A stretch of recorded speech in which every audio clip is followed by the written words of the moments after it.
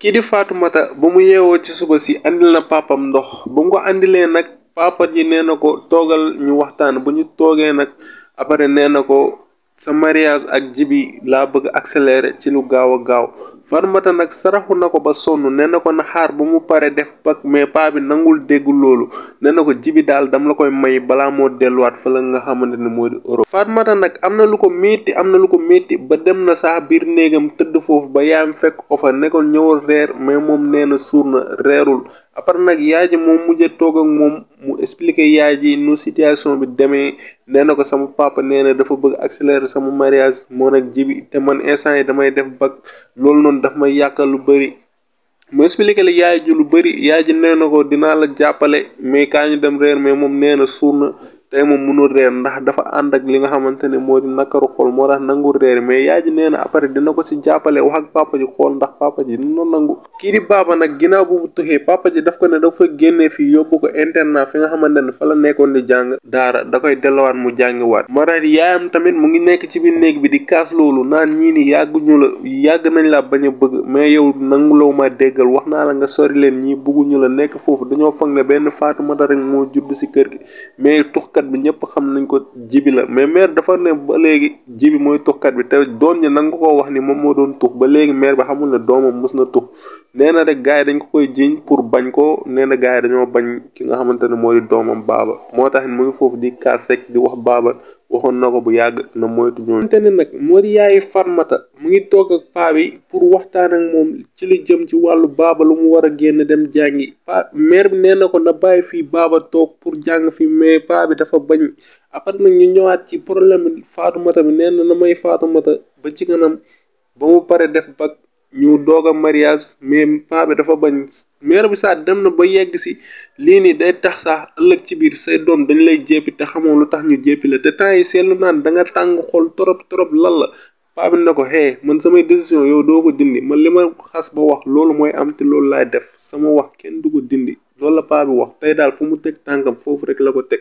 amul ku muy déggal ci kër gi moom daal lu mu xas ba wax rek loolu la. ki nga xamante ne moo di Omar nag profité na ci occasion jàmm bi pour jàmm jaay ko li nga xamante ne moo di nagam bi moo tax jox na ko xaalis bi te jàmm nee na dina ko jaay nag bi jaay na ko nag bi mais lii problème bi jàmm moom bu musul bëgg jaay ay nagam mais instant bu demee ba sës bu ko jaay rek dafa fekk ni papam dafa wàññi seen dépense kër te moom mënul gis yaayam di souffrir loolu nag doon na lu ko métti moo tax moom mu jaay nag bi pour nga xamante ne dina mën a jox yaayam xaalis bi. Jibi nag perd complètement les pédales parce que xaritam bi nee na ko yow li ngay def nii du benn yoon parce que booy bi day jàng ba pare nga ne da nga koy jéem a takk lii nii nag ngay def dina tax ba booy bi dina la jéppi à l'avenir ndax loolu noonu day tax booy bi jéppi ko sax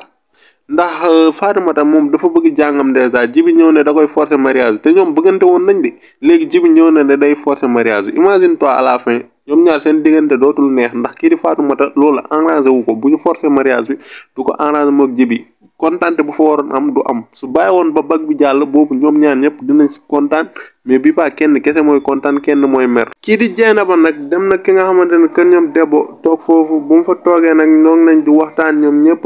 yaa ma gën a xam la famille entre amis quoi mooy loolu toog nañ di waxtaan nag ba benn instant ki nga xamante ne moo di jabaru alpha bi jug dem wocc ñëwaat mais ba léegi moom da leen di nëbb ndax lan ndax tante bi nee na bu ko wax sa jëkkër bu ko wax ki nga xamante ni moo di Dieynaba te loolu c'est pas normal man je ne trouve pas ça normal bu fekkee Dieynaba sax nangu naa ñu nëbb ko mais jëkkëram ñu nëbb ko ëmb bi nga xamante ne moo ko moomal boppam. kii di papay jam nag décevoir nañu bëri ndax paa bi ndakate dafa bàyyi këram di dem di añi si kër beneen xale bu jigéen te xale bu jigéen bi ñoom ñaar dafa mel ni dañuy bëggante ci suuf kenn yëgu ko yaa ma gën a xam lii daal métti na mais buñ toogee ba ci kanam. beneen paa bi dafa ñëw pour wax ak papay jam après papay jam di ko jéem a tuur lëndam naan ko kii jaaykatu añ la moo may jaay fii añ ndax suñu kër dafa xaw a sori quoi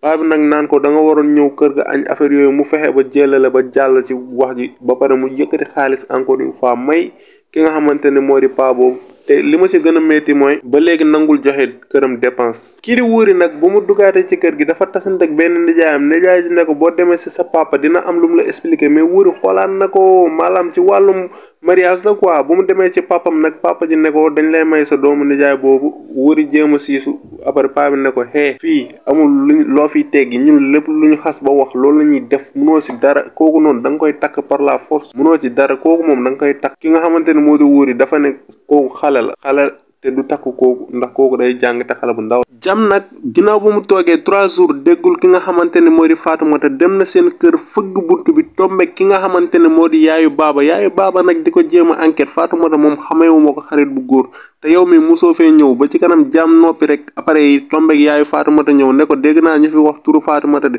rek jam ne ko man maa koy laaj jam laa tudd rek mère bi ne ko yegsil fala affaire bi jeexee ba beneen yoon incha allah ñu yeggale ko bu leen fàtte abonné like partager ba beneen